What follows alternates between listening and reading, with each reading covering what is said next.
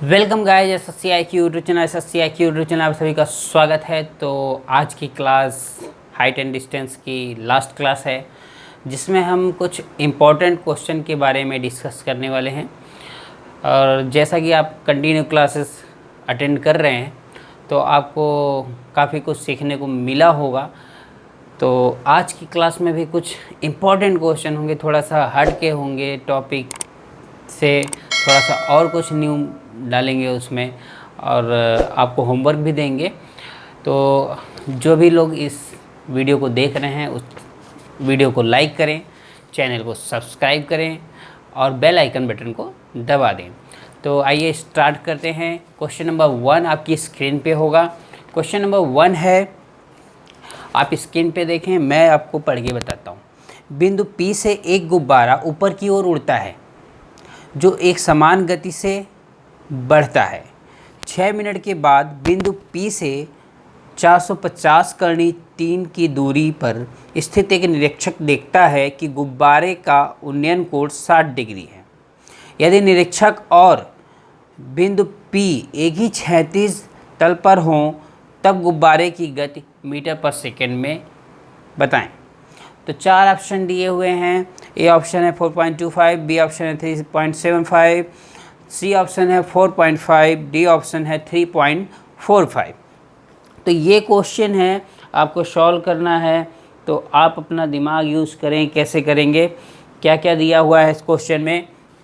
पहला तो आपको दिया है बिंदु P एक से एक गुब्बारा ऊपर की ओर उड़ता है, ठीक है, जो एक समान गति से बढ़ता है। 6 मिनट के बाद बिंदु P से 450, मतलब ये बिंदु P मान लीजिए, इधर ये मान लीजिए बिंदु P है, ठीक है।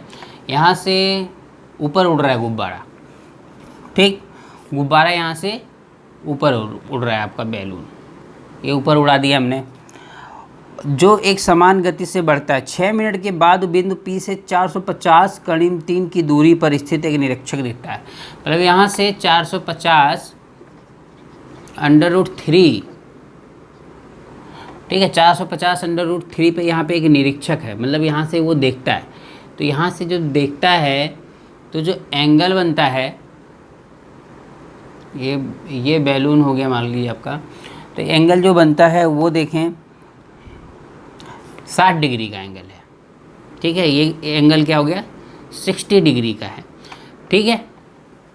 तो आपको मैंने जो बेसिक लॉजिक बताया है उसके हिसाब से इसको हम सॉल्व कर सकते हैं।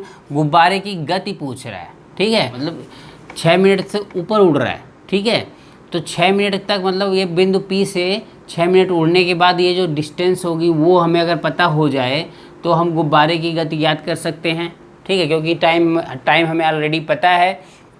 तो जो जिस हिसाब से क्वेश्चन दिया है उसके हिसाब से अगर ये 1 यूनिट हो, यहाँ 60 डिग्री का एंगल है, ये 1 यूनिट हो, ये √3 यूनिट हो, तो क्या है रिलेशन है। अगर यहाँ 450 करीब 3 मीटर है, ठीक है, तो यहाँ पे ये क्या होगा, करीब 3 से इसमें मल्टीप्लाई कर देंगे।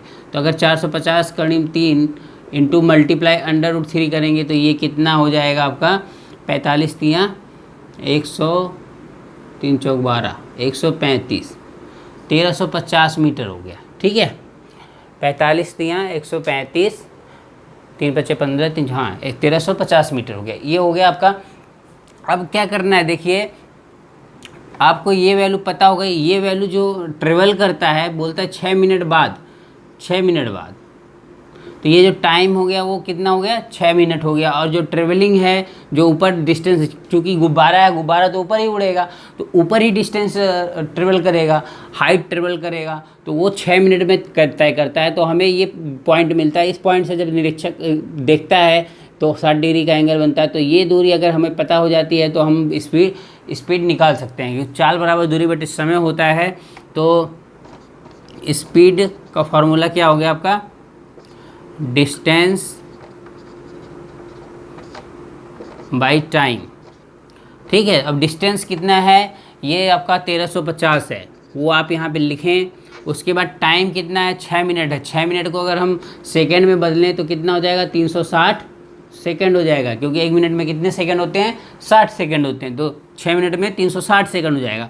360 यहाँ पे लिख दें, ये काट देंगे अब इसको आप सॉल्व करेंगे तो 36 तियाँ 108 और 36 चौका 144 होता है। तो 36 तियाँ 3 बार ये गया, उसके बाद जो बचेगा मतलब 3 के रिस्पेक्ट में आएगा, या तो बी ऑप्शन होगा या तो डी ऑप्शन होगा। बाई ऑप्शन अगर देखें तो या तो डी ऑप्शन होगा या तो बी ऑप्शन होगा।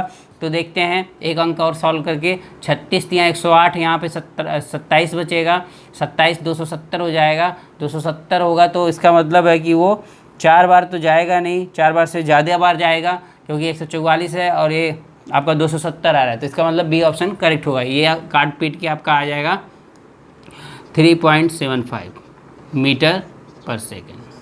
ठीक है, ये आपका आंसर हो जाएगा बी ऑप्शन।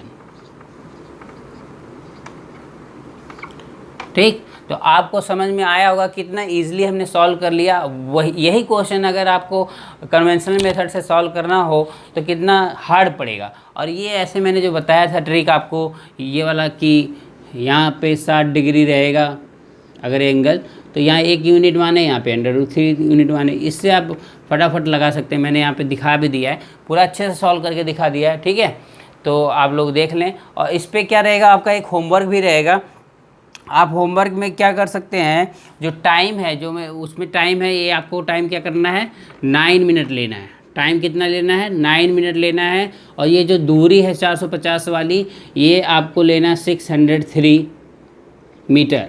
ठीक है, अब क्वेश्चन बाकी सारा सेम रहेगा, सिर्फ 6 मिनट की जगह पे 9 मिनट लेंगे और 600 कड़ी में 3 मिनट लेंगे। आपका एक होमवर्क रेडी होगा, वो आपकी स्क्रीन पे दिख रहा होगा। उस होमवर्क को आपको पूरा सॉल्व करके कमेंट करना है। ठीक है, सभी लोग अच्छे से सॉल्व करें, आपकी प्रैक्टिस ही आपको आगे ले जाएगी। और फिर दूसरा भी आपको दूसरा होमवर्क भी दे देता हूँ, वो भी आप स्क्रीन पे देख सकते हैं। 18 किलोमीटर पर आवर की दर से ऊपर की ओर उड़ता हुआ हाइड्रोजन से भरा गुब्बारा हवा से इधर उधर हो गया है।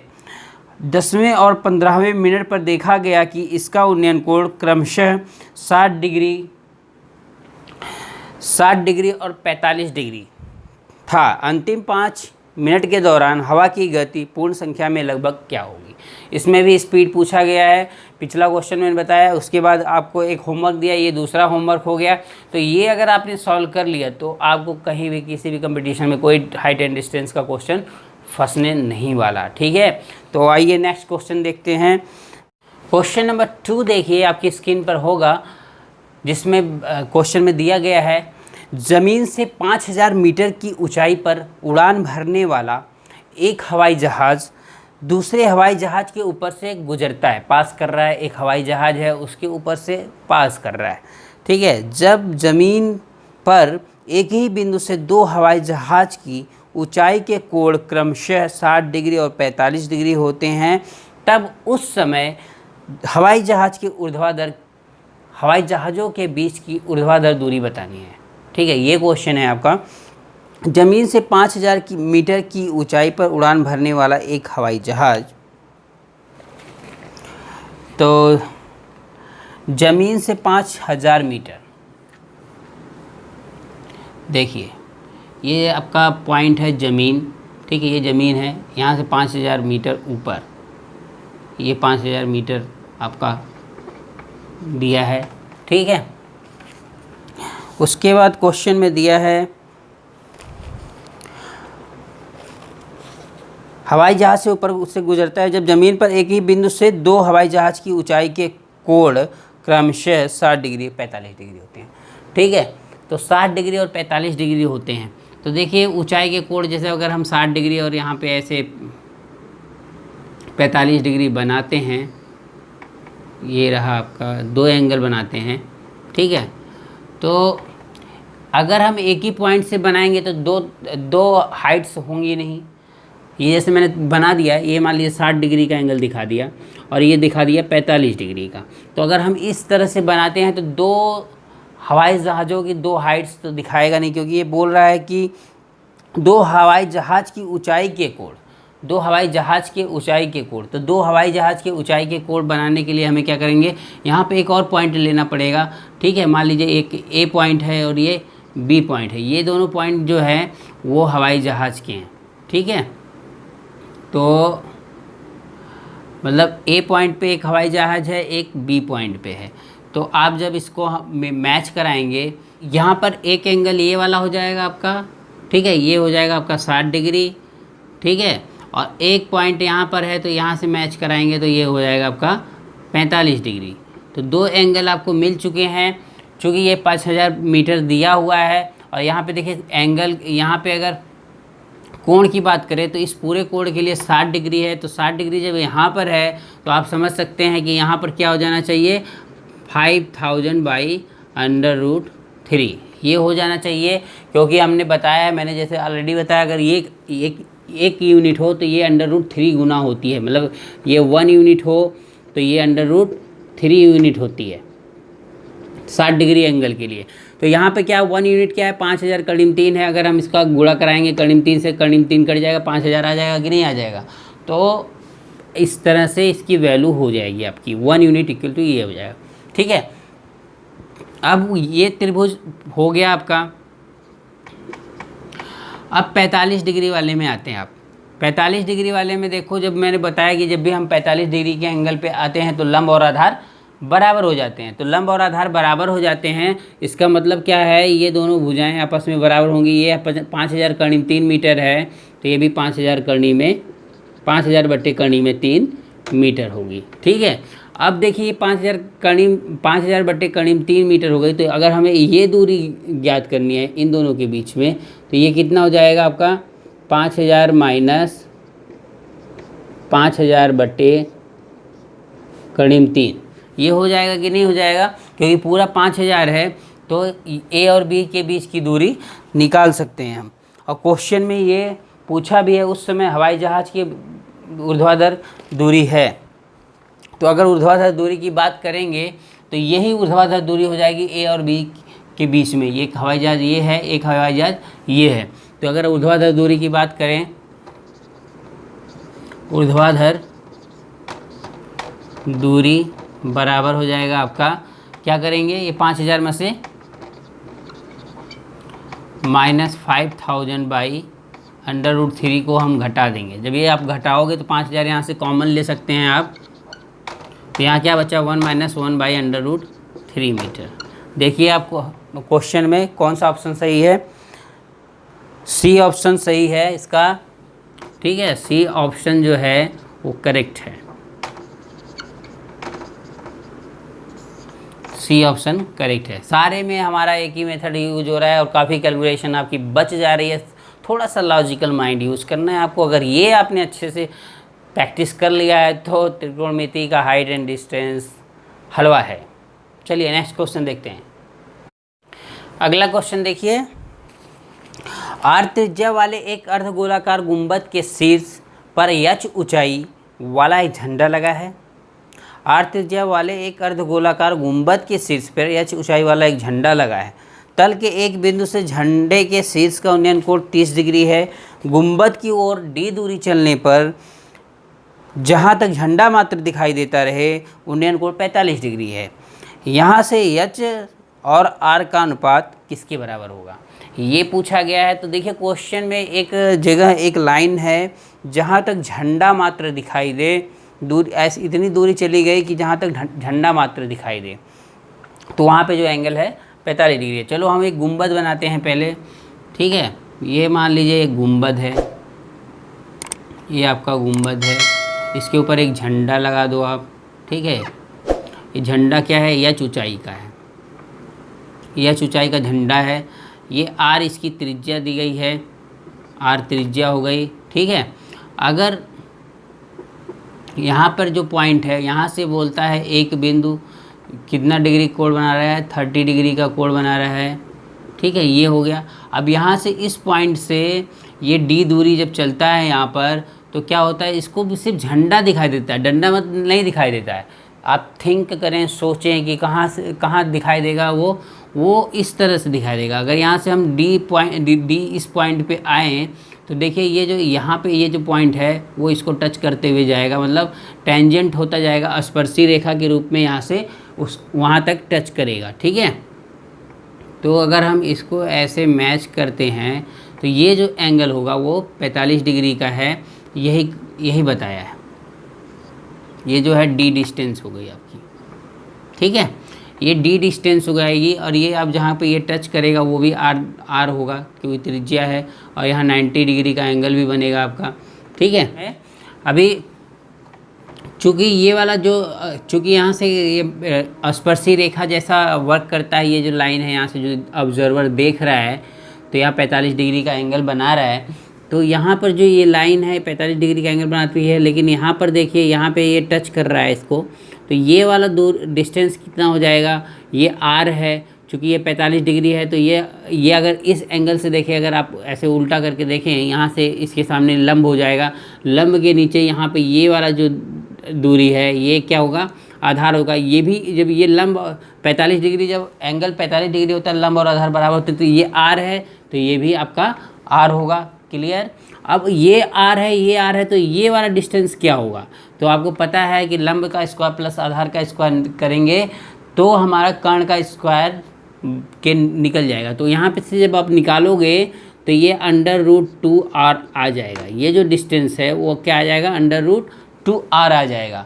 जब √2r आ गया ये वाला डिस्टेंस, और h प्लस r ये पूरा डिस्टेंस होगा, ये पूरा डिस्टेंस क्या होगा, ये यहाँ से पूरी हाइट जो होगी इसकी h प्लस r होगी, क्योंकि h हाइट है झंडे की और ये जो r है वो गुंबद का त्रिज्या है, तो ये h प्लस r हो जाएगा। ठीक है। अब देखो यहाँ पर अगर हम एंगल देखें, क्योंकि ये 45 डिग्री तो ये भी 45 डिग्री होगा, 90 डिग्री होगा, तो ये 45 डिग्री के लिए फिर ये वाला लंब और ये वाला आधार आपस में बराबर हो जाएंगे। मतलब कहने का ये है कि h प्लस r बराबर क्या हो जाएगा, √2r हो जाएगा। अगर हम r को पक्षांतर करते हैं तो h बराबर क्या हो जाएगा, √2r माइनस r हो जाएगा। r कॉमन ले लीजिए आप, तो बचेगा क्या, √2 माइनस 1। चूँकि हमसे रेशियो पूछा है तो h/r का रेशियो क्या हो गया, √2 माइनस 1। आंसर ए करेक्ट है। ठीक है, जो आंसर ए है वो करेक्ट हो गया। समझ में आया आपको, क्लियर। तो हमने क्या किया, एक गुंबद बनाया, उसकी त्रिज्या r ली, उसके बाद वहाँ से जो एक पॉइंट है वहाँ से 30 डिग्री का एंगल बनाया, उसके बाद d डिस्टेंस पे जब जाता है तो उसे सिर्फ झंडा दिखाई देता है। सिर्फ झंडा दिखाई देने का मतलब है कि वो गुंबद से पूरा, उसकी जो निगाहें हैं वो उसकी गुंबद के जो बाउंड्री है उससे टच करके निकलती है, मतलब वो स्पर्शी रेखा का काम करती है, टेंजेंट लाइन का काम करती है। तो यहाँ से हमने एक लाइन जोड़ी और 45 डिग्री का एंगल बना दिया। चूँकि ये यहाँ पे जब जहाँ से टेंजेंट पास करती है वहाँ 90 डिग्री का एंगल बनता ही बनता है, जो आपने पढ़ा होगा ज्योमेट्री में। तो यहाँ पर हमने 45 डिग्री का एंगल बना दिया। उसके बाद मैंने यहाँ पर इस वैल्यू को निकाला और इस वैल्यू को ऐड करके फिर आपका जो 45 डिग्री का जो tan 45 होता है, लंब इक्वल टू आधार हो जाता है, तो वो लगाकर यहाँ पर रेशियो निकाल दिया। ठीक है, तो आइए नेक्स्ट क्वेश्चन की तरफ बढ़ते हैं। इस क्वेश्चन में है, एक झील के 60 मीटर ऊपर एक बिंदु से एक बादल का उन्नयन कोण 45 डिग्री है और झील में बादल के प्रतिबिंब का अवनमन कोण 60 डिग्री है। झील की सतह से बादल की ऊंचाई ज्ञात करें। काफ़ी अच्छा क्वेश्चन है, काफ़ी इम्पोर्टेंट है एग्ज़ाम के लिहाज से। तो आप जो लोग ध्यान से देखें कैसे इसका सॉल्यूशन है। तो एक झील के 60 मीटर ऊपर एक बिंदु से बादल का उन्नयन कोण 45 डिग्री है। ठीक है, तो एक झील बना लीजिए आप। पहले तो ये आपका मान लीजिए ये बादल हो गया आपका। ठीक है, ये बादल हो गया। उसके बाद आपका वहाँ से क्या एंगल बनाता है, 45 डिग्री का एंगल बनाता है। किस पे, झील की सतह से एक बिंदु से 60 मीटर ऊपर एक बिंदु से, एक झील के 60 मीटर ऊपर एक बिंदु से, मतलब यहाँ पे हमें एक 60 मीटर का ऊपर बनाना है। मतलब यहाँ पे अगर झील ये है आपकी, मान लीजिए ये झील है आपका, पानी भरा होगा उसमें थोड़ा सा इस तरह से। ठीक है, तो अगर इसके यहाँ से 60 मीटर ऊपर जाएंगे हम, तो ये मान लीजिए 60 मीटर हम ऊपर गए और यहाँ से जो इसके पॉइंट का एंगल है वो कितना बन रहा है, 45 डिग्री। ठीक है, इसको हम ऐसे मिला देते हैं, ये बन रहा है 45 डिग्री का एंगल। ये बोला है, ये बादल हो गया, ये झील का 60 मीटर ऊपर हम चले गए। अब उसके बाद बोलता है, और झील में बादल के प्रतिबिंब का, झील में बादल के प्रतिबिंब का अवनमन कोण 60 डिग्री है। ठीक है,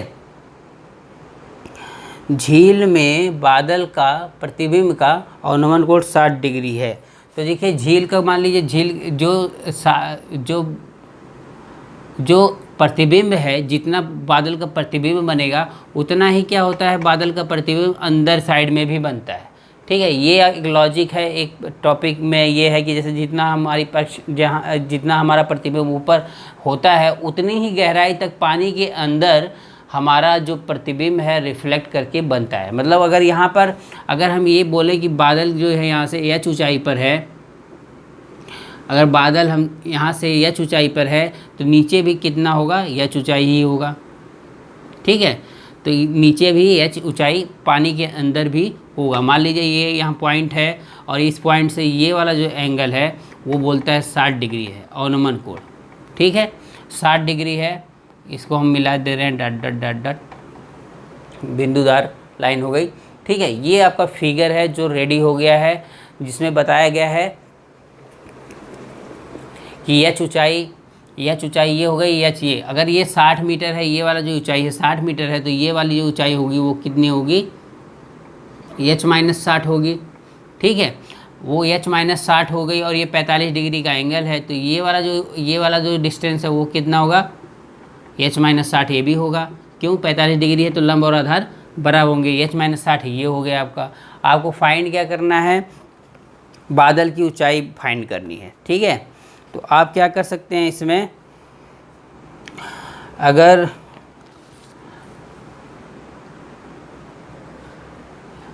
ये एच माइनस 60 हो गया, उसके बाद आपका ये एच पोर्शन बचा, और ये अगर हम इसकी बात करें ये वाला पोर्शन, तो ये कितना होगा, एच प्लस 60 हो जाएगा। ठीक है, एच प्लस 60 हो गया। अगर ये 1 यूनिट हो तो ये लंब कितना हो जाएगा, ध्यान देना आप। फिर वही लॉजिक कि भाई अगर हमारा 60 डिग्री का ये एंगल है, ठीक है, और ये आधार है, अगर ये एच माइनस 60 है, ठीक है, एच माइनस 60 है, तो ये कितना हो जाएगा, अगर हम इससे अगर तुलना करें, अगर त्रिभुज को ये लंब हो गया, ये आधार हो गया, और अगर हम इस एंगल के लिए देखेंगे तो ये आधार हो जाएगा, ये लंब हो जाएगा। तो आधार अगर 1 यूनिट है, 1 यूनिट बराबर कितना है, एच माइनस 60 है।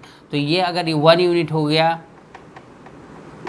तो ये क्या होगा, √3 यूनिट होगा। √3 यूनिट बराबर क्या होगा, इसके लिए √3 इंटू एच माइनस 60 हो जाएगा। और ये वैल्यू हमने कितना फाइंड की है, एच प्लस 60 पर फाइंड की है। तो अगर हम इस वैल्यू को इस वैल्यू के बराबर कर देंगे तो आपका आंसर आ जाएगा एच का मान। तो हमारा क्या करेंगे, हम √3 एच माइनस 60 लिखें और एच प्लस 60 के बराबर लिख दें। ठीक है, अब क्या करेंगे, हम अंदर का गुणा करा देंगे इसमें, √3 H minus 60 √3 equal to H plus 60 हो गया। ठीक है, अब पक्षांतर करें, ये इधर आ जाएगा, वो उधर चला जाएगा। मतलब क्या, √3 एच कॉमन ले लीजिए, -1 इक्वल टू आ जाएगा आपका 60 प्लस 60 √3 आ जाएगा। अब एच बराबर अगर यहाँ से निकाले 60, यहाँ से कॉमन ले लेंगे आप, तो ये √3 + 1 हो गया, ये √3 - 1 हो गया। चूँकि हमको पता है √3 + 1 और √3 - 1 क्या हो जाता है, 2 + √3 हो जाता है। जैसा मैंने बताया था, ये tan 75 का मान हो जा रहा है। tan 75 का मान 2 + √3 भी होता है और ये भी होता है। ठीक है, तो उस लिहाज से या तो प्रमेयीकरण कर लें आप। अगर प्रमेयीकरण करते हैं तो इसी से ऊपर नीचे इसके कॉन्जुगेट से ऊपर नीचे गुणा कराना पड़ेगा आपको। तो ये हो जाएगा ऐसे टाइप का आपका √3 + 1 स्क्वायर, और यहाँ पर हो जाएगा 3 - 1, तो ये आ जाएगा 30, और यहाँ 3 + 1 + 2 करनी में 3, इसका विस्तार कर देंगे आप तो ये आ जाएगा। अब ये 4 हो जाएगा, तो 30 चौक 120 डायरेक्ट लिख दे रहा हूँ मैं, और यहाँ 60 करनी में 3 हो जाएगा।